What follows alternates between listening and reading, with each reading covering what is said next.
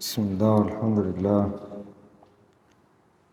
والصلاة والسلام على رسول الله وعلى آله وصحبه ومن والاه. أما بعد، فيقول المؤلف حفظه الله: قال: من السنة أن يستفتح صلاة الليل بركعتين خفيفتين، لحديث عائشة رضي الله عنها قالت: كان رسول الله صلى الله عليه وسلم إذا قام من الليل ليصلي افتتح صلاته بركعتين خفيفتين. ومر معنا أن بعض العلماء جعلوا صلاة النبي صلى الله عليه وسلم كما في حديث عائشة، وفي رواية وفي حديث ابن عباس أنه صلى 13 ركعة، أن الركعتين هما هاتان الركعتان خفيفتان قبل صلاة الليل. قال: من السنة أن يأتي بالاستفتاحات الواردة في صلاة الليل، ومن ذلك ما جاء في صحيح مسلم من حديث عائشة رضي الله عنها قالت: كان أي النبي صلى الله عليه وسلم إذا قام من الليل افتتح صلاته اللهم رب جبرائيل وميكائيل وإسرافيل فاطر السماوات والأرض عالم الغيب والشهادة أنت تحكم بين عبادك فيما كانوا فيه يختلفون اهدني لما اختلف فيه من الحق بإذنك إنك تهدي من تشاء إلى صراط مستقيم. قال: باء أي الثاني ما جاء في الصحيحين من حديث ابن عباس رضي الله عنهما قال: كان النبي صلى الله عليه وسلم إذا تهجد من الليل قال: اللهم لك الحمد أنت نور السماوات والأرض، ولك الحمد أنت قيم السماوات والأرض، ولك الحمد أنت رب السماوات والأرض ومن فيهن، أنت الحق ووعدك الحق وقولك الحق ولقاؤك الحق، والجنة حق والنار حق والنبيون حق والساعة حق، اللهم لك أسلمت وبك آمنت وعليك توكلت وإليك أنبت وبك خاصمت وإليك حاكمت، فاغفر لي ما قدمت وما أخرت وما أسررت وما أعلنت، أنت إلهي لا إله إلا أنت. هذان الدعاءان يستفتح بهما صلاة الليل. وكما مر معنا في مقدمة هذا الكتاب وفي التمهيد أنه ينبغي على المسلم أن يعمل بجميع ما ثبت عن النبي صلى الله عليه وسلم من السنن ولو لمرة واحدة، فيحفظ العبد هذا الدعاء فيستفتح به صلاة الليل، مرة بما جاء في حديث عائشة ومرة ما جاء في حديث ابن عباس، ولو لمرة واحدة يعمل بالسنة ولو لمرة واحدة كما مر معنا. قال: من السنة أن يطيل قيامه وركوعه وسجوده، فتكون جميع أركان الصلاة الفعلية قريبة من السواء. نعم، قيام مع ركوع مع سجود قريب من السواء. إذا أطال القيام يطيل في الركوع ويطيل أيضا في السجود، فجاء من حديث أنس رضي الله عنه وأرضاه أن النبي صلى الله عليه وسلم كانت صلاته سواء، وكما سيذكر المؤلف حفظه الله حديث حذيفة أن قيامه وركوعه وسجوده قريب من السواء، فيحتمل أن الركوع قريب من القيام حقيقة، وأيضا السجود قريب من الركوع حقيقة. مثلا يقوم يقرأ طويلا ويركع أيضا مثل القيام، مثلا يقوم دقيقة، نضرب المثال، يقوم دقيقة فيركع قريب من الدقيقة، يعني يركع مثلا 40 ثانية، يطيل قريب من الدقيقة. والسجود يكون قريب من الركوع وقريب من القيام، يعني يسجد مثلا 40 دقيقة أو 40 ثانية أو 35 ثانية. 35 ثانية إذا كان القيام دقيقة، 60 ثانية. الركوع يكون 40 ثانية أو 45 ثانية. أيضا السجود يكون 40 ثانية أو 35 ثانية. يحتمل هذا، ويحتمل أنه إذا أطال في القيام أن يطيل الركوع، لا يجعله قصير ولكن ليس قريب من الركوع. مثلا إذا أطال في القيام 3 دقائق وهو يقرأ، فيطيل في الركوع، يجعله دقيقة، يجعل الركوع دقيقة، والسجود مثل ذلك. فلا يعني ينبغي كما يفعله كثير من الأئمة أنه لربما يطيل القيام، بعضهم يطيل القيام لكن الركوع ما يطيل في الركوع، لربما يقرأ في مثلا يطيل القيام إلى قريب دقيقة، والركوع ما يتجاوز 10 ثواني، هذا بالكثير. تركع، ما أن تركع تقول الله أكبر بعد الإمام سبحان ربي العظيم سبحان ربي العظيم إلا سمع الله لمن حمده، لا، اجعل الركوع قريب من القيام. أطلت في القيام تطيل في الركوع وتطيل في السجود، تعظم الرب. ماذا أقول؟ قد يقول قال ماذا أقول في الركوع؟ سبحان ربي العظيم. كررها. كم سأكررها؟ كررها حتى يقوم الإمام، والإمام كم يكررها ما شاء الإمام حتى يكون قريب من القيام، ركوعه قريبا من قيامه طويل. وأما في السجود فمفتوح، إذا استحضر العبد في السجود أنه ساجد بين يدي الله عز وجل مثله في الركوع، لكن السجود فيه الدعاء، يستحضر العبد كل ما يحتاجه في حال سجوده، مما يدعو أن يغفر الله عز وجل له، أن يوفقه، أن يسدده، أن يرزقه، أن يعافي مريضه، أن يشفيه هو. إذا استحضر لربما يرى أن سجود الإمام قصير. لماذا الإمام يقصر في السجود؟ لماذا يقول نريد أن ندعو؟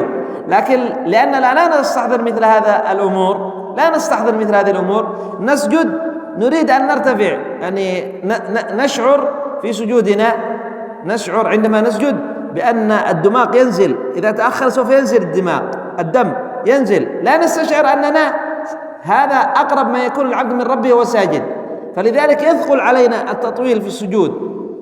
فلا ينبغي مثل هذا، ينبغي أن تكون صلاتنا فيها الطمأنينة وفيها الخشوع وفيها الهدوء وفيها الاستحضار لعظمة هذا الركن الذي ما شرع مثله من أركان الإسلام وما فرض مثله من أركان الإسلام. فرض في السماء السابعة. أي أركان الإسلام فرض في السماء السابعة؟ الصلاة، هذا يدل على عظيمها.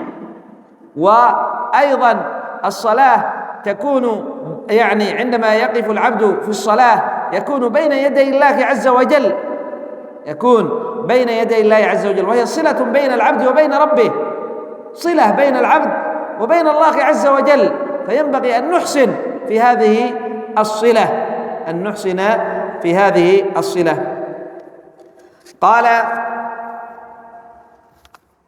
وأن يأتي، أي من السنة أن يأتي بالسنن الواردة في قراءته من ذلك، أي في حال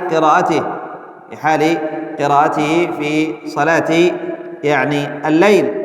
قال أن يقرأ مترسلا، والمقصود أنه لا يحدر، أي لا يقرأ سريعا أو يهد القراءة هذا يسرع، بل يقرأ مترسلا. ما معنى يقرأ مترسلا؟ أي يعني أنه يعني يقرأ آية كما سيأتي، يقطع آية وكذلك يعطي يعني أحكام التجويد في المد، يمد، لا يقرأ سريع بدون مد، وإنما يمد، يأتي بالمدود. قال الثاني أن يقطع قراءته آية، والمقصود أنه لا يصل آيتين أو 3 دون توقف، بل يقف عند كل آية، وإذا مر بآية تسبيح سبح، وإذا مر بآية سؤال سأل، وإذا مر بآية تعوذ. وهذه يعني السنة كادت أن يعني يقال بمعنى يعني باللهجة تنقرض، كاد هذه السنة مهجورة.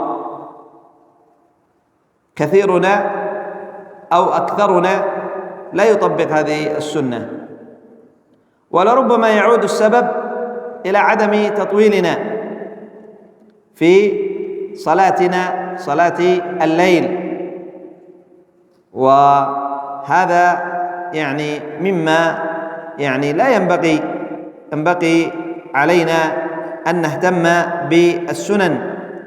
قال ويدل على ما تقدم، أي أن يقرأ مترسل، أن يقطع، أن إذا مر بآية تسبيح سبح، وكذلك الذي قبل أن يطيل في القيام ويجعل الركوع، يطيل أيضا في الركوع ويجعل الركوع قريبا من قيامه، وكذلك يطيل في السجود.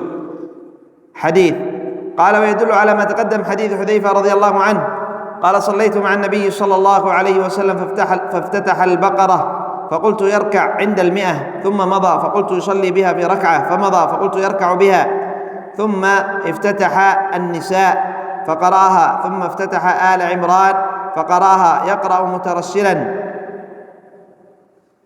هذا من سيفعله اليوم؟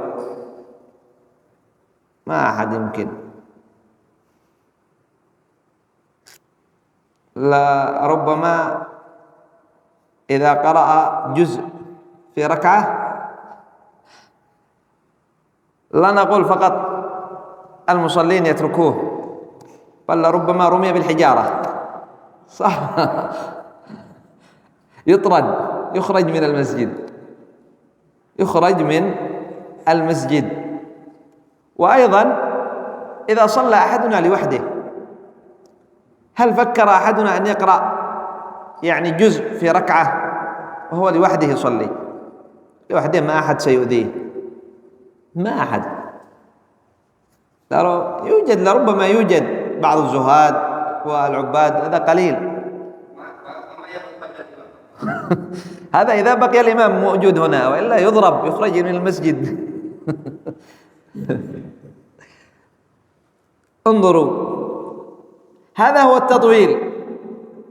النبي صلى الله عليه وسلم قال إذا أما أحدكم الناس فليخفف، أي يخفف، لا يصلي بهم بسورة البقرة، لا يصلي بهم بجزء. هذا هو المراد بعدم التطويل. ليس المراد بعدم التطويل أنه لا يقرأ ورقة أو صفحة أو ورقتين، هذا ليس بتطويل يعتبر، هذا ليس بتطويل.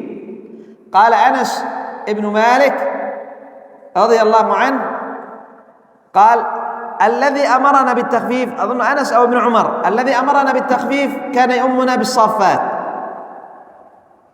في صلاة الفجر، سورة الصافات كامل.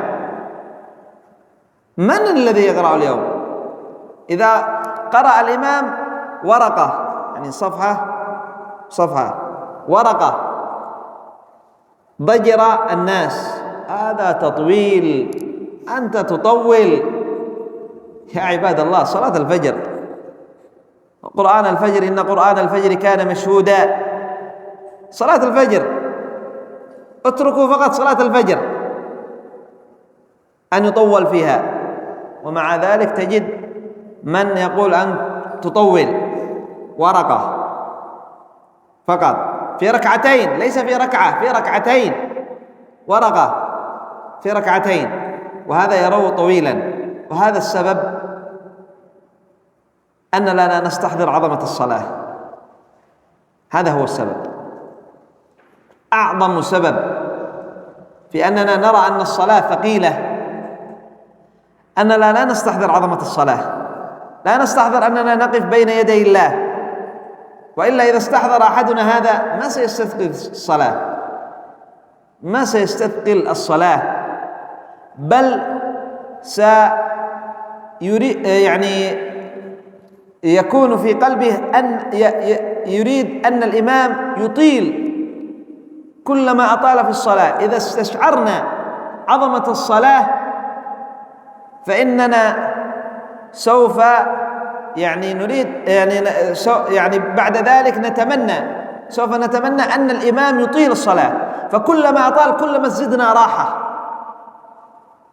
إذا استشعرنا عظمة الصلاة إذا أطال الإمام كلما زدنا راحة وطمأنينة، وإذا قصر الإمام تذهب تلك الراحة، ونطلب من الإمام أن يطيل في الصلاة. لكن لأننا لا نستشعر عظمة الصلاة وأننا واقفون بين يدي الله، وأننا واقفون بين يدي الله في هذا الركن العظيم، صار هذا حالنا والله المستعان. صرنا أننا نكون في الصلاة كأننا في سجن.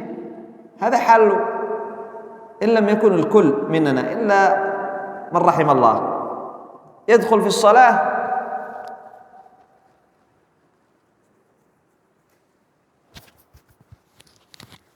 يتحرك إذا طال الإمام طبعا، وفي نفسه طال الإمام متى يكمل، صح ولا خطأ؟ إذا طال الإمام هذا الإمام يطيل في نفسه، لا يتكلم لأن الكلام يبطل الصلاة. هذا حال كثير، هذا حال كثير. ولذلك يعني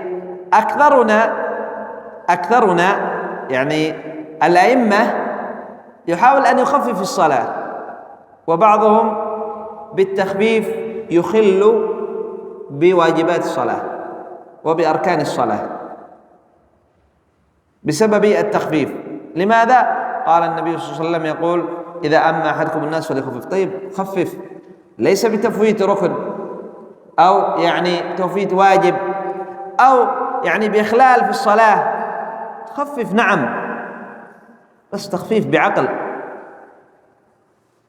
تخفيف يعني بسنة. الذي أمرك بالتخفيف هو الذي كان يصلي بالناس بالصافات، لا نقول صلي بالصافات، لا، الذي أمر بالتخفيف ماذا قال لمعاذ؟ قال: أفتان يا معاذ؟ لماذا؟ كثير من إن صح نقول الجهال بل بعضهم متعلمين يستدل بهذا، إذا قيل له في الصلاة يستدل بهذا: أفتان يا معاذ إذا أما أحدكم الناس. طيب ماذا قال له النبي صلى الله عليه وسلم؟ وبماذا أمر النبي صلى الله عليه وسلم؟ أفتان يا معاذ، بماذا صلى معاذ بالناس؟ صلى بهم بسورة الأحزاب؟ صلى بهم بجزء، بنصف جزء؟ صلى بهم بجزئين ونصف؟ بسورة البقرة كاملة، سورة البقرة كاملة. لهذا غضب النبي صلى الله عليه وسلم في صلاة فريضة، أطال جدا. وبماذا أمره؟ نأخذ فقط الشطر الأول، أفتان يا معاذ، ولا نأخذ الشطر الثاني. ماذا قاله النبي صلى الله عليه وسلم؟ صلي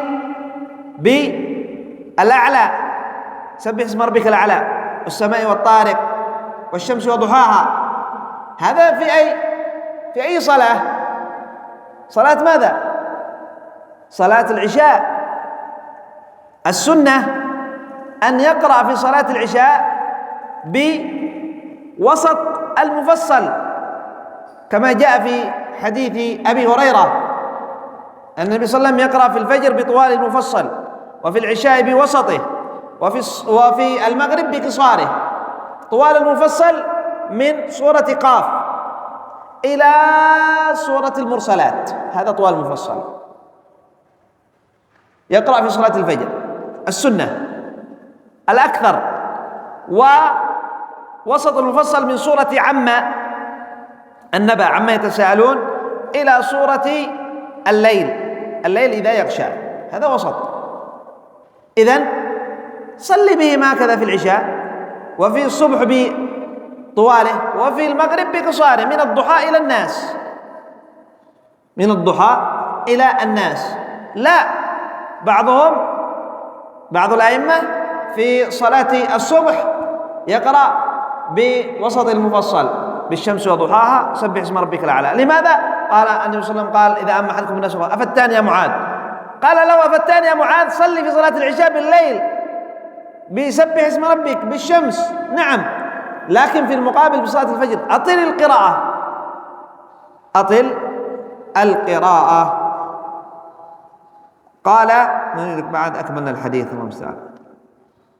قال ثم افتتح آل عمران فقرأ يقرأ مترسلا، إذا مر بآية فيها تسبيح سبح، وإذا مر بسؤال سأل، وإذا مر بتعوذ تعوذ، ثم ركع فجعل يقول سبحان ربي العظيم، فكان ركوعه نحوا من قيامه، قريب من قيامه، ثم قال سمع الله لمن حمده، ثم قام طويلا قريبا مما ركع، ثم سجد فقال سبحان ربي الأعلى، فكان سجوده قريبا من قيامه. قال ولما رواه أحمد رحمه الله في مسنده من حديث أم سلمة رضي الله عنها أنها سئلت عن قراءة رسول الله صلى الله عليه وسلم فقالت كان يقطع قراءته آية بسم الله الرحمن الرحيم الحمد لله رب العالمين الرحمن الرحيم مالك يوم الدين، يقطعها. قال ابن القيم رحمه الله وكان النبي صلى الله عليه وسلم يقطع قراءته ويقف عند كل آية، وكان يرتل السورة حتى تكون أطول منها، أي السورة القصيرة يعني يرتلها حتى يجعلها كأن يعني أطول، إذا قرأ السورة الطويلة